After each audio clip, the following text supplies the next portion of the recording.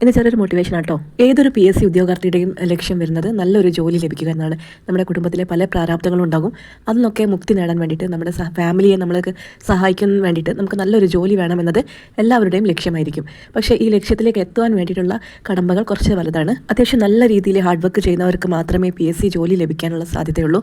അതുകൊണ്ട് തന്നെ നമ്മൾ മാക്സിമം നമ്മുടെ എഫേർട്ട് എടുക്കണം. നമ്മുടെ ഒരു ക്വാളിഫിക്കേഷന് മാച്ച് ആയിട്ടുള്ള ഒരു PSC നോട്ടിഫിക്കേഷൻ കാണുകയാണെങ്കിൽ നമ്മൾ അതിന് അപ്ലൈ ചെയ്യുന്ന ടൈമിൽ തന്നെ ഇതിൽ ഒരു സീറ്റ് എൻ്റെതാണ് എന്ന് ഉറപ്പിച്ച് വിശ്വസിച്ച് വേണം നമ്മൾ അപേക്ഷിക്കാൻ.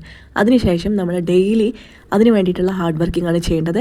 നമ്മുടെ മനസ്സിൽ നമ്മളത് എപ്പോഴും പറഞ്ഞുകൊണ്ടിരിക്കണം, നമുക്ക് ഈ ജോലി നമ്മളുടേതാണെന്നുള്ളത്. എന്നെക്കാട്ടും നല്ല രീതിയിൽ പഠിക്കുന്ന കുട്ടികളുണ്ടല്ലോ, അപ്പോൾ എനിക്ക് കിട്ടാനുള്ള സാധ്യതയുണ്ടോ, ഇങ്ങനെയുള്ള കൺഫ്യൂഷൻസോ ഡൗട്ട്സോ ഒന്നും അടിക്കാൻ പാടില്ല. അതുപോലെ നമ്മുടെ ഫാമിലിയിൽ അല്ലെങ്കിൽ ഫ്രണ്ട്സിൻ്റെ അടുത്തൊക്കെ നമ്മൾ ഗെറ്റ് ടുഗദറോ അല്ലെങ്കിൽ വല്ല കല്യാണമോ അങ്ങനെ വല്ലതുണ്ടെങ്കിൽ തൽക്കാലത്തേക്ക് ഒന്ന് മാറ്റി നിർത്തണം. കാരണം അവിടെയൊക്കെ പോകുമ്പോൾ നമ്മുടെ പഠിക്കാനുള്ള സമയമാണ് വേസ്റ്റ് ആവുന്നത്.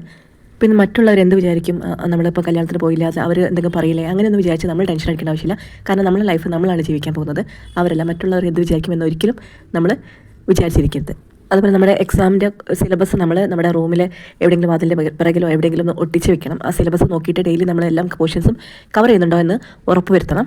ഒരു വിഷയം പഠിക്കുമ്പോൾ നമ്മൾ അതിനെക്കുറിച്ച് ഡീപ്പായിട്ട് പഠിക്കാൻ വേണ്ടിയിട്ട് ശ്രദ്ധിക്കണം. ഇപ്പോൾ സപ്പോസ് പറയുകയാണെങ്കിൽ ഇപ്പം ഇലക്ഷൻ കമ്മീഷനെ കുറിച്ചുള്ള ആർട്ടിക്കിൾ ഏതാണ്, അതിൽ എത്ര ചെയർമാൻ ഉൾപ്പെടെ എത്ര അംഗങ്ങളുണ്ട്, അങ്ങനെ എല്ലാം നമ്മൾ അതിൽ വന്നിട്ടുള്ള അമെൻമെൻറ്റ്സോ എന്തെങ്കിലും മാറ്റങ്ങൾ വന്നിട്ടുണ്ടെങ്കിൽ അതിന് ഇപ്പോഴത്തെ ഇലക്ഷൻ കമ്മീഷണർ ആരാണ്, അവരുടെ ഡ്യൂട്ടീസ് എന്തൊക്കെയാണ്, ഇങ്ങനെയെല്ലാം നമ്മളെല്ലാതും വളരെ വ്യക്തമായിട്ട് പഠിച്ചിരിക്കണം. നമ്മൾ രാവിലെ തന്നെ നല്ല വസ്ത്രം അണിഞ്ഞ് നമ്മുടെ ജോലിക്ക്, നമ്മുടെ സ്വപ്ന ജോലിക്ക് വേണ്ടിയിട്ട് പോകുന്നതായിട്ട് നമ്മൾ മനസ്സിൽ കാണണം. പിന്നെ എല്ലാ മാസവും നമുക്ക് സാലറി വരുന്നതായിട്ടും അതുപോലെ നമ്മൾ സാലറിയിൽ നിന്ന് നമ്മൾ വാങ്ങുന്ന സാധനങ്ങളും ഒക്കെ നമ്മൾ മനസ്സിൽ വ്യക്തമായിട്ട് കാണണം. നമ്മൾ ഏത് മതത്തിലുള്ളതായാലും നമ്മൾ വിശ്വസിക്കുന്ന ദൈവത്തിന് നമ്മൾക്ക് മുറുകെ പിടിച്ച് നമ്മൾ പ്രാർത്ഥിച്ച് മാക്സിമം നമ്മൾക്കത് നൽകിയിരിക്കും, ദൈവം നമുക്കത് നൽകും എന്ന് തന്നെ നമ്മൾ ഉറച്ച് വിശ്വസിക്കണം. നമ്മൾ ദൈവത്തോട് നമ്മൾ ഇത്ര തീവ്രമായിട്ട് ആഗ്രഹത്തോടെ ഈ ജോലി എനിക്കുള്ളതാണെന്ന് പറയുകയാണെങ്കിൽ നമ്മൾ ഇത് ഡെയിലി ചെയ്യേണ്ട കാര്യമാണ്. അപ്പോൾ നമ്മുടെ എപ്പോഴും നമുക്ക് ഈ ഒരു ചിന്ത എപ്പോഴും മനസ്സിലുണ്ടായിരിക്കണം. യൂണിവേഴ്സ് അത് നമുക്ക് എന്തായാലും തന്നിരിക്കും. എല്ലാവരും ഇങ്ങനെ ട്രൈ ചെയ്ത് നോക്കട്ടോ.